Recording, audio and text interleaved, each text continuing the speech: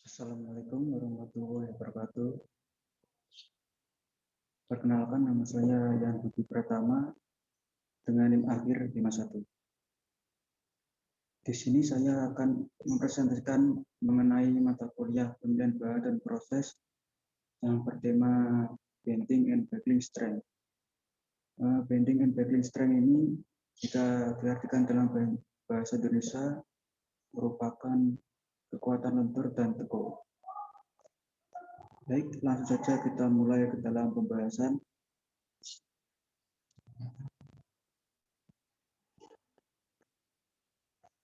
Yang pertama saya akan membahas tentang bending strength terlebih dahulu atau biasa disebut dengan kekuatan lentur.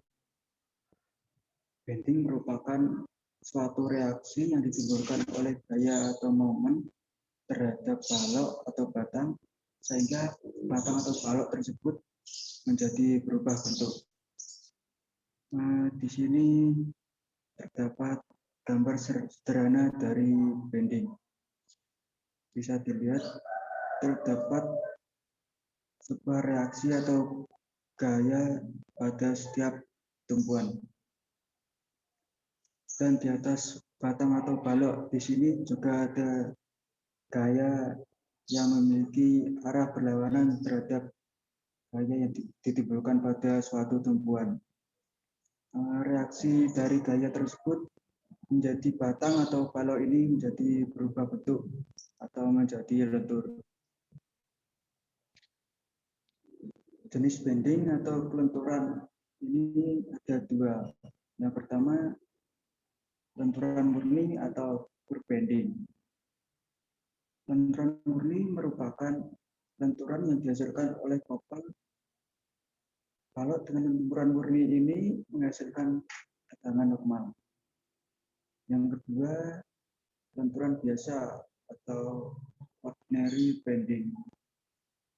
Lenturan biasa ini merupakan lenturan yang dihasilkan oleh gaya yang bekerja pada balok. Balok dengan lenturan biasa menghasilkan tegangan geser dan tegangan normal. Jadi perbedaan dari jenis lenturan ini adalah lenturan murni dihasilkan oleh sebuah kopel yang akhirnya menghasilkan tegangan normal. Sedangkan lenturan biasa ini dihasilkan oleh gaya yang bekerja pada balok atau batang yang akhirnya menghasilkan dua tegangan, yaitu tegangan geser dan tegangan normal.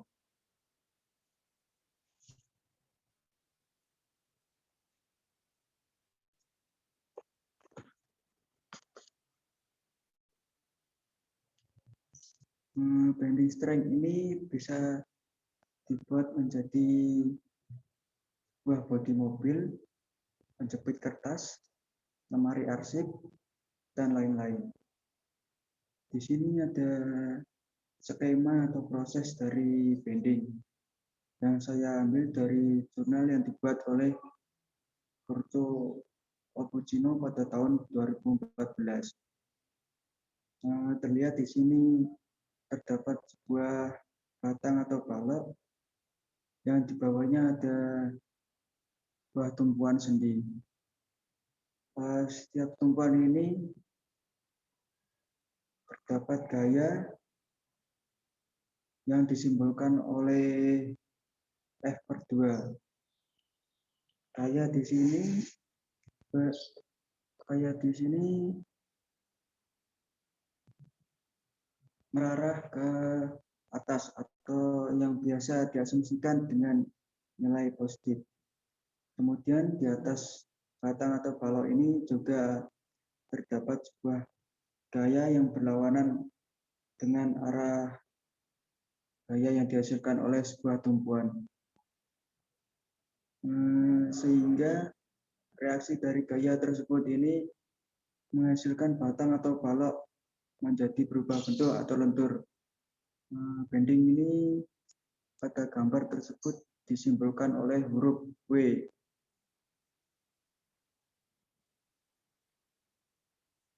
Arah bending dibedakan menjadi dua, yaitu arah bending negatif dan arah bending positif. Berikut merupakan gambar dari arah-arah bending negatif dan positif.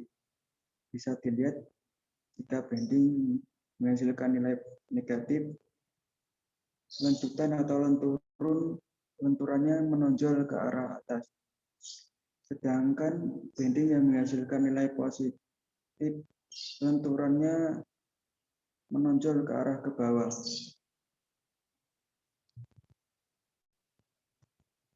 Nah, selanjutnya kita masuk dalam pembahasan buckling strength atau yang biasa disebut dengan kekuatan lentur.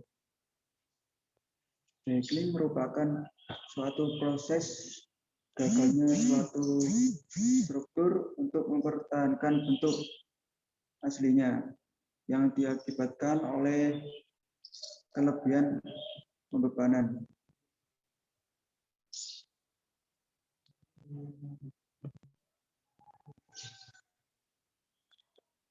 Di sini ada gambar sederhana dari buckling.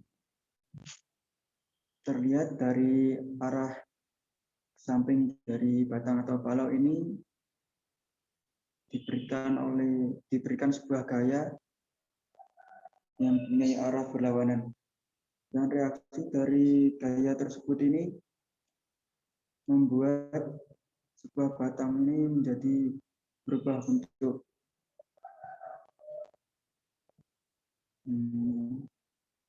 Tumpuan di sini juga mempengaruhi proses buckling. Tumpuan dibedakan menjadi 3, yaitu tumpuan sendi, tumpuan roll, dan tumpuan jepit. Faktor terjadinya proses buckling ini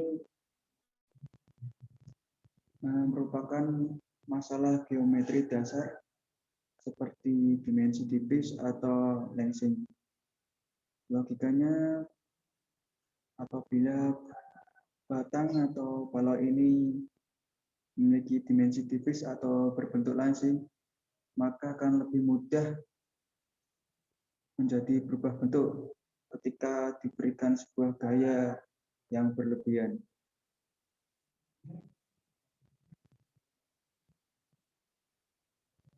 Terdapat beberapa jenis pada buckling.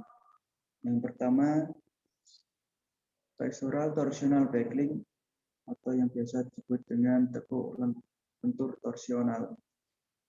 Tekuk lentur torsi merupakan kombinasi respon lentur dan puntir dari suatu bagian dalam kompresi. Jenis tekuk ini hanya terjadi pada anggota kompresi yang memiliki penampang simetris dengan satu sumbu simetri. Nah, jadi tekuk lentur torsional ini hanya terjadi pada penampang balok atau batang yang dimensinya itu sama atau simetris. Yang kedua, lateral torsional buckling atau yang biasa disebut dengan tekuk lateral torsional. Karena bagian tarik dari balok berada dalam kondisi stabil, maka proses tekuk lentur dalam arah lateral tersebut akan diikuti dengan proses torsi, sehingga terjadilah tekuk torsi lateral.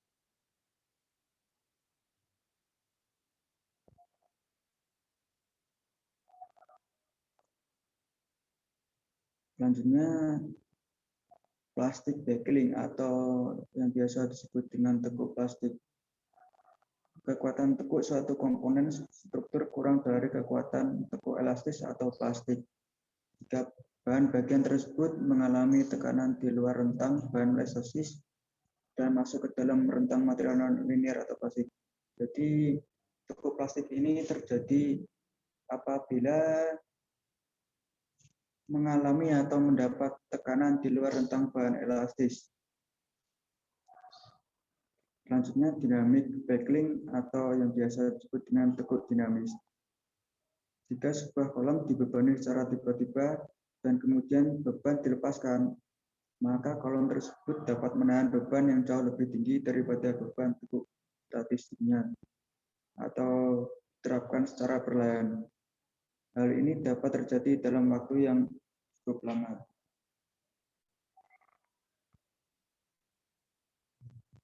Berikut merupakan gambar atau proses terjadinya backlink. Di sini saya mengambil dari jurnal yang dibuat oleh Anzad pada tahun 2021. Nah, bisa dilihat di sini warna kuning ini merupakan batang atau baloknya, dan di sampingnya ini merupakan proses semulanya. Nah, di sini pada arah samping terdapat sebuah gaya yang memiliki arah berlawanan. Dan akibat dari reaksi gaya tersebut mengakibatkan sebuah batang atau balok menjadi menekuk. Bahwa ini merupakan proses penekukan setelah dia diberi gaya oleh gaya tersebut.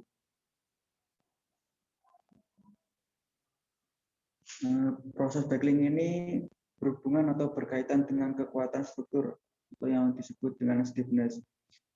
Sedangkan stiffness ini berhubungan dengan nilai modulus elastisitas dan momen inersia.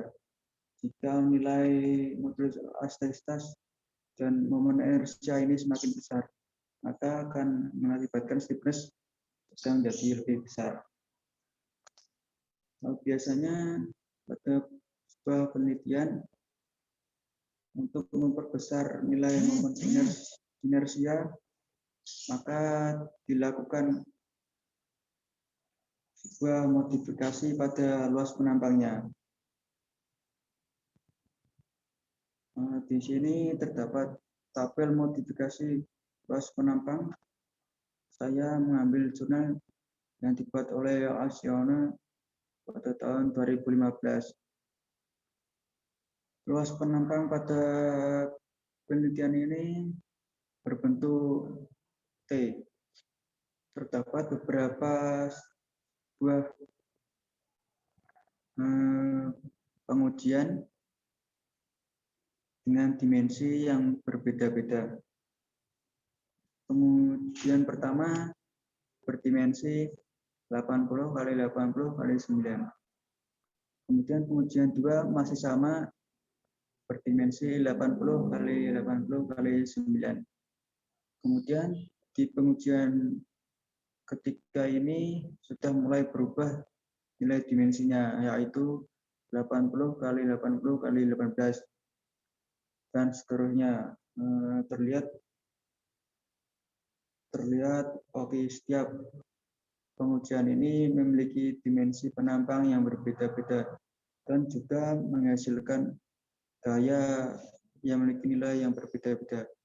Gaya di sini bisa dilihat dengan simbol F kritik.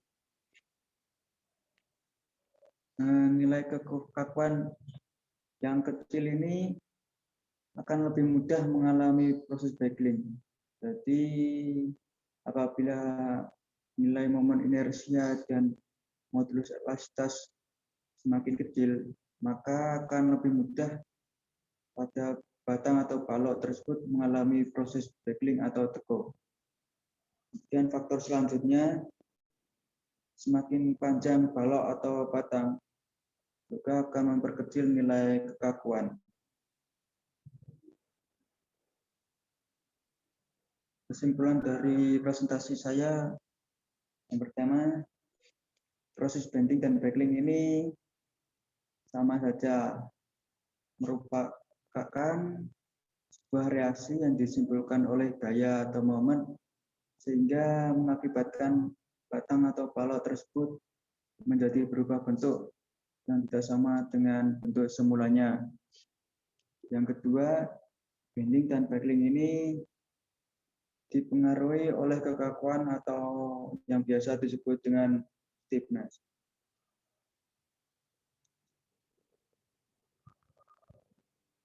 Di sini saya mengambil dua jurnal dan satu buku. Jurnal yang pertama berjudul The Influence of Amount of Layer on the Bending Strength by Longitudinal Flanger Painting Wood Element. Dan Bukunya di sini saya mengambil yang berjudul Fundamentals of Material Science and Engineering. Dan jurnal yang lainnya saya mengambil dengan judul Modification of Standard FRP, Section Shape and Proportion for Improved Stiffness and Lateral Torsional Stability.